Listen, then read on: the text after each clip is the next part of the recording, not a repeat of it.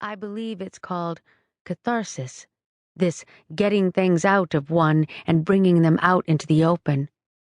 Perhaps I'm not quite so stupid after all, but I won't allow my hatred for him to come between us or to touch you in any way. You're innocent. You don't deserve it. Maybe I don't either. But then there was Dominick, and I fell in love with him on the spot.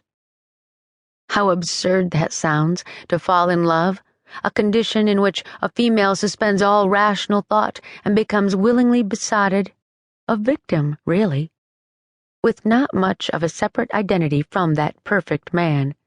Actually, in defense of my stupidity, I was more lonely than you can imagine. I was grieving for my parents. I loved them, more dutifully than emotionally, perhaps, but when people die so violently and so suddenly, you don't really care exactly how it was that you loved them. So I came to New Milford to stay for a while with my Aunt Josie and Uncle Ralph. They're nice people, but they have their own interests. Obsession, rather. They'd probably up and fly to Cuba for a bridge tournament if they could. I was lonely, sad, and didn't have any friends in New Milford. These all sound like weak excuses, don't they? But they come so naturally. I can't help it. It was June 14th, and I met Dominick Giovanni and fell in love. Rafaella, I can't tell you how very different he was from all the college boys I had dated at Wellesley. He was 31 years old. He dressed with sophistication and style. He was exquisitely polite. So handsome you just wanted to watch him.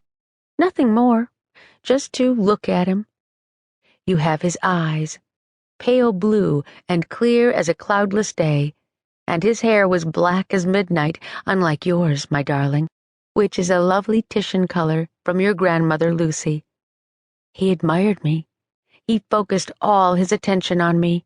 He wooed me, and I would have done anything for him, anything at all.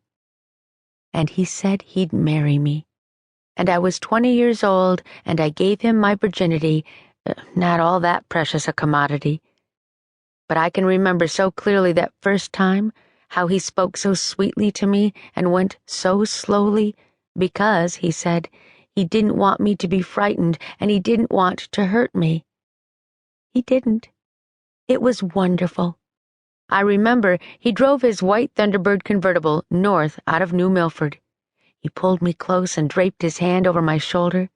Then he slipped his fingers down the bodice of my sundress. Boys had done this before, and I'd found it mildly diverting but embarrassing, and nothing had happened. But this time, with Dominick, my nipples got hard, and it was because of his fingers, because of him. Then he smiled at me as he turned off the road onto a dirt stretch that led into a wooded area. He left me in the car and opened the trunk. He pulled out a blanket and told me to come with him. He spread the blanket out on a bed of daisies, white daisies, and there were shafts of sunlight spearing through the maple trees, and I was on my back, and he told me to lift my hips, and I did, and he pulled my panties off. Then he sat back on his heels, and I saw he was looking at me. Then he stood up and took off his clothes, all of them. I'd never seen a nude man in real life before. His penis was huge, and I thought, no, this is impossible. I'm making a horrible mistake. But he merely sat beside me and pulled my sundress over my head. Then he lay on his back and pulled me against him.